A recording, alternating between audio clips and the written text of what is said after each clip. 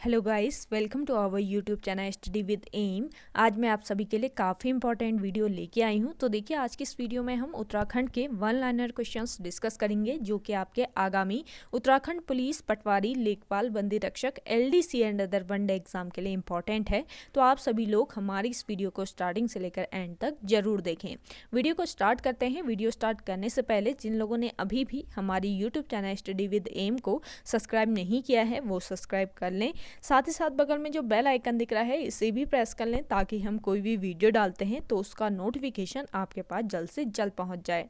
आप सभी लोग हमारे टेलीग्राम चैनल को भी ज्वाइन कर सकते हैं। अराउंड 6.3 के यहाँ पे ग्रुप मेंबर्स हो चुके हैं। सुबह 10 बजे और शाम 8 बजे यहाँ पे क्विज का आयोजन भी कराया जाता है। इसके अलावा अदर इंपॉर्टेंट अपडेट्स PDFs यहीं पे शेयर की जाती हैं। लिंक आपको उसका डिस्क्रिप्शन बॉक्स में मिल जाएगा। बढ़ते हैं आज की वीडियो की ओर।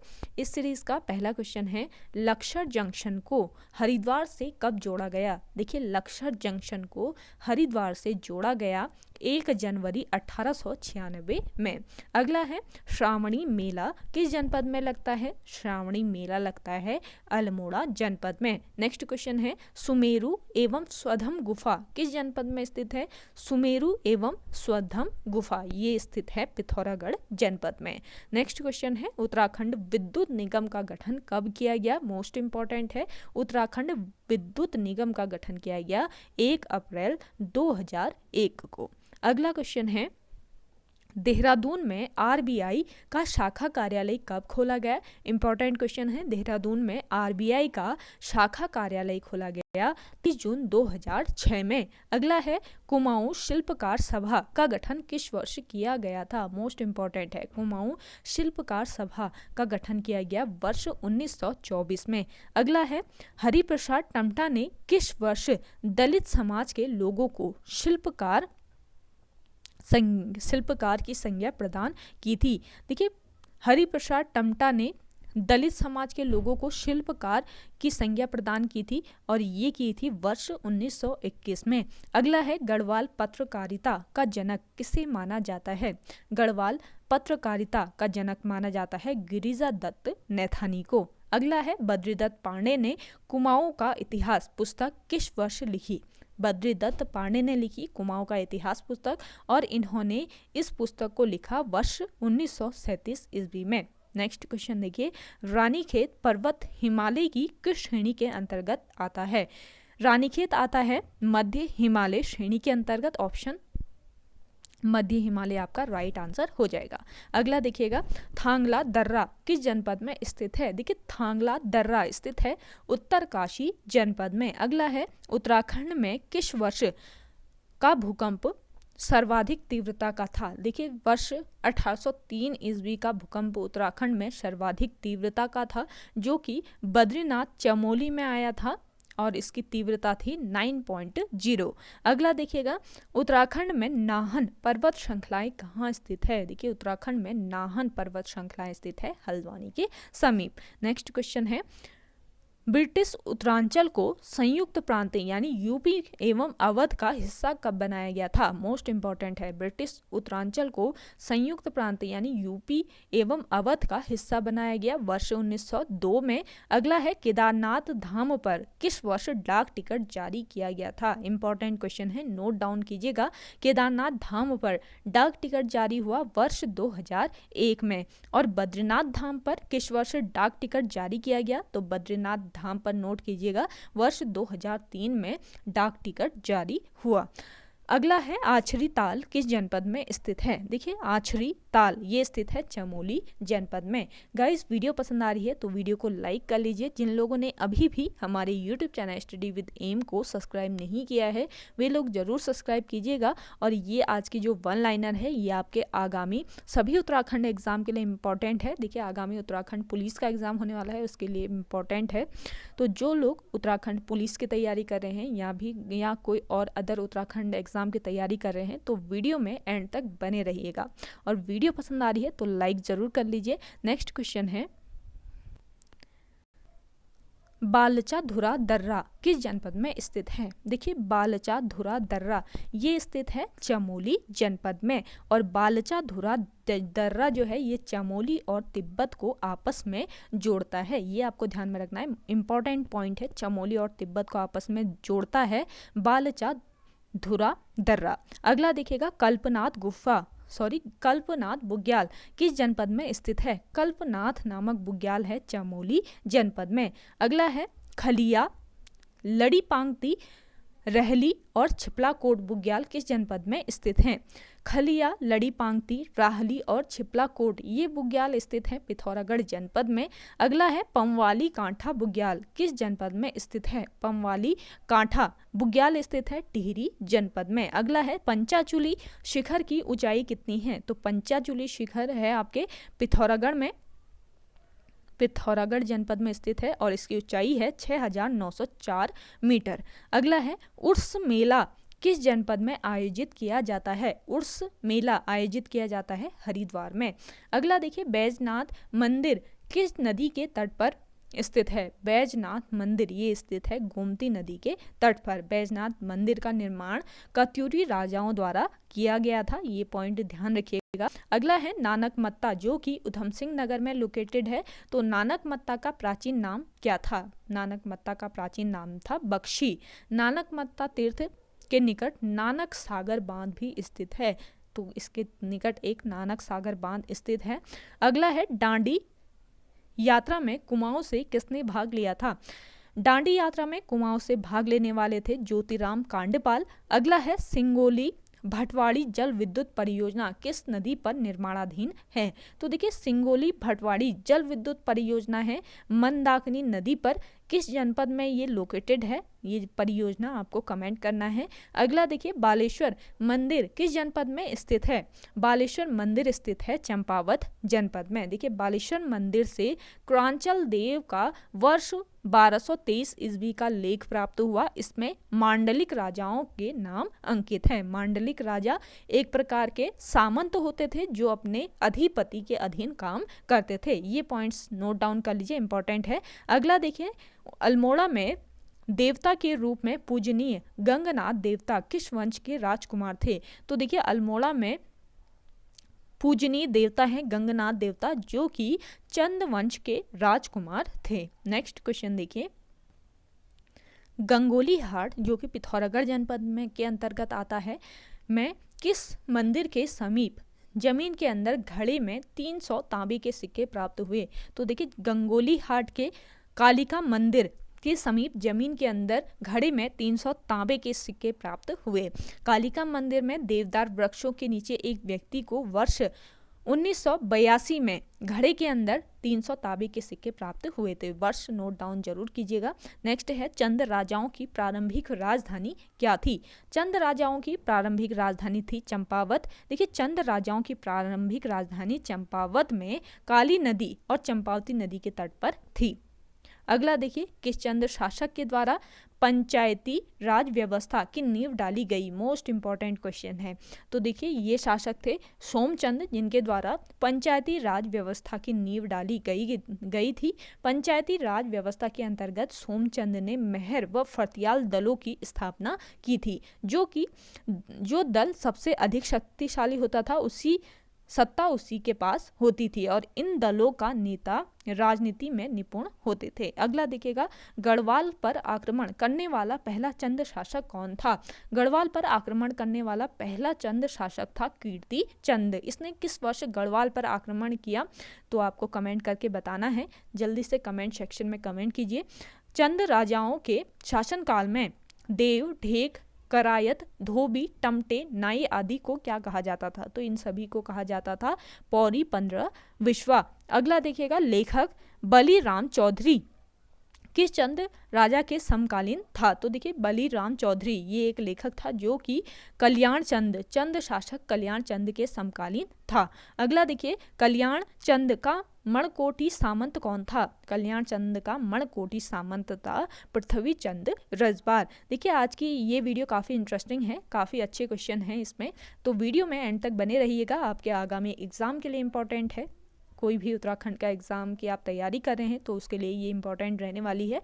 वीडियो में एंड तक बने रहिएगा। अगला देखिएगा, चंद राजाओं के शासनकाल में दीवान उपाधि किसके लिए प्रयुक्त थी। देखिए, चंद शासन काल में दीवान की जो उपाधि थी ये प्रधानमंत्री के लिए प्रयुक्त थी। नेक्स्ट है, चंद शासन काल में कौन से पद परंपरागत थे। तो मंत्री और बख्शी का जो पद है ये चंद शासन काल में परंपरागत थे। अगला है, चंद राजाओं का शासन कितने परगनों में विभक्त था। चंद राजाओं का शासन विभक्त था 2 परगनों में, परगना व गरखे चंद साम्राज्य की सबसे छोटी इकाई होती थी। देखिए, पहला परगना नागरिक अधिकारी के अधीन होता था, दूसरा परगना सेनापति के अधीन होता था और नागरिक परगने के अधिकारी को सीकदार या सरीदार कहा जाता था। ये नोट डाउन कर लीजिए, इंपॉर्टेंट पॉइंट है। अगला देखिए, चंद शासन काल में भंडारों में इकट्ठा अनाज को राजा तक पहुंचाने का कार्य कौन करते थे। तो चंद शासन काल में भंडारों में इकट्ठा अनाज को राजा तक पहुंचाने का कार्य करते थे कैनी। कैनी खेत में काम करने वाले कृषि मजदूर थे। अगला देखिए, कैनी जो कि कृषि मजदूर थे के खाने पीने आदि निजी खर्चों की जिम्मेदारी किसकी होती थी। तो कैनी लोगों के खाने पीने की निजी खर्चों की जिम्मेदारी होती थी प्रधान की। प्रत्येक गांव के लिए एक प्रधान नियुक्त होता था जो कि गांव में पुलिस तथा मालगुजारी का काम करता था। अगला देखिए, किन राजाओं के शासनकाल में पंचनवीसी कचहरी होती थी। तो देखिए, पंचनवीसी कचहरी होती थी चंद राजवंश के शासनकाल में। मोस्ट इंपॉर्टेंट क्वेश्चन है, नोट डाउन जरूर कीजिएगा इन क्वेश्चंस को। वीडियो पसंद आ रही है तो लाइक कर लीजिए। जिन लोगों ने अभी भी हमारी YouTube channel study with M को सब्सक्राइब नहीं किया है वो लोग जरूर सब्सक्राइब कीजिए।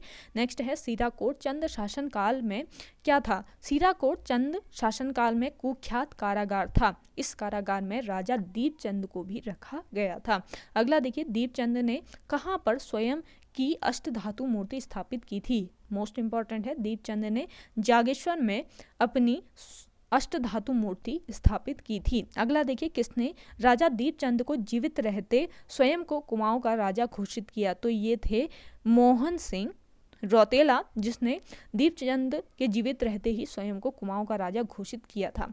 अगला देखिएगा, लखू उडियार शिलाशय का आकार किस प्रकार का है। तो देखिए, आकार इसका है नागफनी के आकार का। लखू उडियार में मुख्य विषय सामूहिक नृत्य का है। तो आपको कमेंट करके बताना है, लखू उडियार जो कि अल्मोड़ा में स्थित है, इसकी खोज किस वर्ष की गई। अगला है, फड़कानौली तथा पेटशाल फड़कानौली तथा पेटशाल शैलाश्रयों की खोज किसके द्वारा की गई। तो देखिए, फड़कानौली तथा पेटशाल शैलाश्रयों की खोज की गई डॉक्टर यशोधर मठवाल के द्वारा। अगला है, कसार देवी की पहाड़ी किस जनपद में स्थित है। कसार देवी की पहाड़ी स्थित है अल्मोड़ा जनपद में। अगला देखिएगा, कसार देवी की पहाड़ी में विभिन्न शिलाश्रय स्थित हैं, ये आपको ध्यान में रखना है। अगला है, उत्तराखंड के किस उद्यान में सबसे सुंदर मानव कृतियां स्थित हैं। तो गोरखा उद्यान में उत्तराखंड की सबसे सुंदर मानव कृतियां स्थित हैं। गोरखा उद्यान में मनुष्यों को त्रिशूल आकार में अंकित किया गया है। अगला देखिए, प्रसिद्ध इतिहासकार डॉक्टर मदन मोहन जोशी के अनुसार उत्तराखंड के इतिहास को कितने चरणों में विभाजित किया गया है। देखिए, प्रसिद्ध इतिहासकार हैं doctor Madan Mohan Joshi.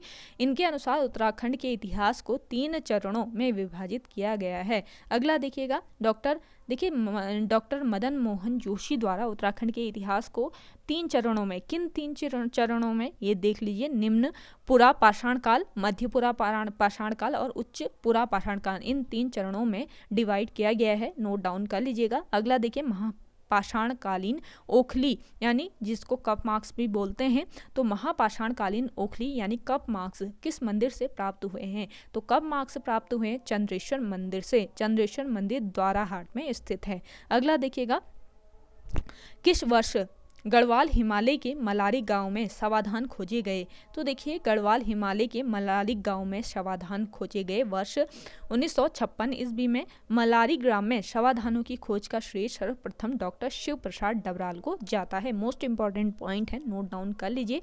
Guys, video पसंद आ रही है तो प्लीज़ लाइक कर लीजिए। जिन लोगों ने अभी भी हमारी YouTube channel study with M को सब्सक्राइब नहीं किया है वे लोग सब्सक्राइब कर लीजिए। नेक्स्ट क्वेश्चन है, केदार खंड एवं मानस खंड नामक ग्रंथ किस पुराण के हिस्से हैं?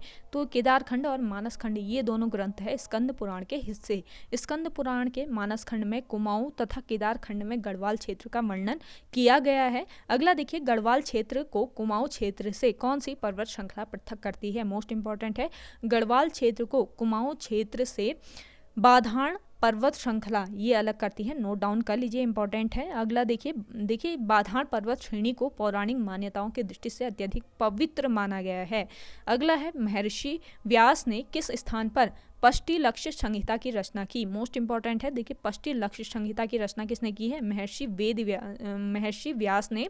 और इन्होंने कहाँ किस स्थान पर की है ये आपको बताना है। तो बद्रिकाश्रम में महर्षि व्यास ने पष्टी लक्ष्य संहिता की रचना की। महर्षि व्यास ने बद्रिकाश्रम में व्यास गुफा नामक स्थान पर महाभारत की कथा सुनी थी। अगला देखिएगा, समुद्रगुप्त के प्रयाग प्रशस्ति लेख में कुमाऊं को क्या कहा गया है? समुद्रगुप्त के प्रयाग प्रशस्ति लेख में कुमाऊं को कार्तिकेयपुर कहा गया है। कुमाऊं को हुएनसांग ने ब्रह्मपुर नाम से संबोधित किया था। अगला देखिएगा, राजा सोनपाल ने अपनी पुत्री का विवाह किसके साथ किया था? राजा सोनपाल जो है इन्होंने अपनी पुत्री का विवाह किया था कनकपाल के साथ।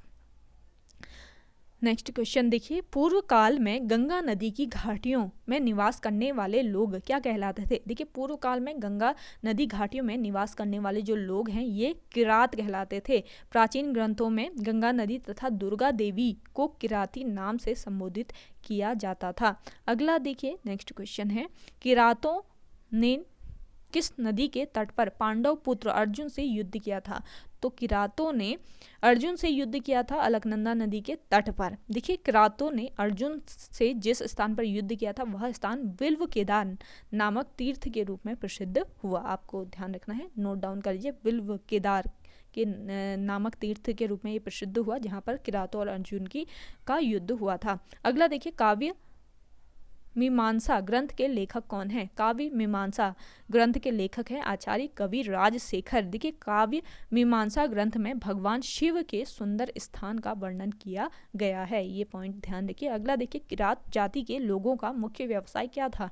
तो आखेट और पशुपालन इस जाति के लोगों का मुख्य व्यवसाय था, किरात प्रजाति जो होती थी। अगला है, कुमाऊं में किन स्थानों पर किरातों के वंशज मुख्यतः निवास करते हैं? तो देखिए किरातों के वंशज मुख्यतः अस्कोट एवं डीडी हाट जो कि पिथौरागढ़ में लोकेटेड है यहाँ पर निवास करते हैं। अगला है, किस जाति के लोगों में मृतकों की प्रिय वस्तु को उनकी समाधि में रखने की प्रथा है? तो देखिए ये प्रथा है शक जाति के लोगों में। अगला देखिएगा, नेक्स्ट क्वेश्चन है, मोहन सिंह रौतेला ने किस राजा के जीवित रहते स्वयं को कुमाऊं का नरेश घोषित किया था? मोहन सिंह रौतेला जो है इन्होंने दीपचंद के जीवित रहते स्वयं को कुमाऊं का नरेश घोषित किया। अगला है, जयकृत शाह, प्रद्युम्न शाह, पराक्रम शाह, प्रीतम शाह किसके पुत्र थे? तो ये सभी थे ललित शाह के पुत्र। अगला है, गढ़वाल का इतिहास ग्रंथ के लेखक कौन है? पंडित हरिकृष्ण रतूड़ी हैं गढ़वाल का इतिहास ग्रंथ के लेखक। अगला देखिए, कुमाऊं का इतिहास ग्रंथ के लेखक कौन है? कुमाऊं का इतिहास ग्रंथ के लेखक हैं बद्रीदत्त पांडे। अगला देखिए, किस परमार शासक को विलासी, दुराचारी एवं चरित्रहीन कहा गया है? तो ये शासक है पराक्रम शाह जिसको विलासी, दुराचारी एवं चरित्रहीन कहा गया है। नेक्स्ट क्वेश्चन है, गढ़वाल गीता संग्रह किसका ग्रंथ है? गढ़ गीता संग्रह ये ग्रंथ है मौला राम का। नेक्स्ट क्वेश्चन है, प्रद्युम्न शाह किन शासकों को प्रतिवर्ष 2500 रुपये की धनराशि कर के रूप में दिया करता था? तो गोरखा शासकों को प्रद्युम्न शाह प्रतिवर्ष 2500 रुपये धनराशि कर के रूप में दिया करता था। मोस्ट इंपॉर्टेंट क्वेश्चन है। अगला देखिए, किस वर्ष गढ़वाल में भीषण अकाल पड़ा था? गढ़वाल में भीषण अकाल पड़ा था वर्ष 1795 में। अगला है, वैली ऑफ द दून पुस्तक के लेखक कौन है? वैली ऑफ द दून इस पुस्तक के लेखक है श्री A.R. गिल। अगला है, गोरखा प्रशासन किस प्रकार का था? तो फौजी प्रशासन था गोरखा शासनकाल में। अगला है, गोरखा शासक शिल्प कर्मियों को क्या कहते थे? देखिए गोरखा शासक जो थे ये शमी कहते थे। अगला देखिए, गोरखों द्वारा कठुआ किसे कहा जाता था? गोरखों द्वारा कठुआ कहा जाता है ब्राह्मण दासों को। नेक्स्ट क्वेश्चन है, गोरखा शासक किस धातु से विशेष लगाव रखते थे? गोरखा शासक जो थे ये तांबे धातु से विशेष रूप से लगाव रखते थे। अगला देखिए, किन यूरोपीय यात्रियों ने गोरखा शासकों के कुकृत्यों का वर्णन किया है? तो देखिए ये यूरोपीय यात्री थे हार्डिक और रैपर, जिन्होंने गोरखा शासकों के कुकृत्यों का वर्णन किया है। अगला देखिएगा, गोरखा न्याय प्रणाली किस प्रकार की थी?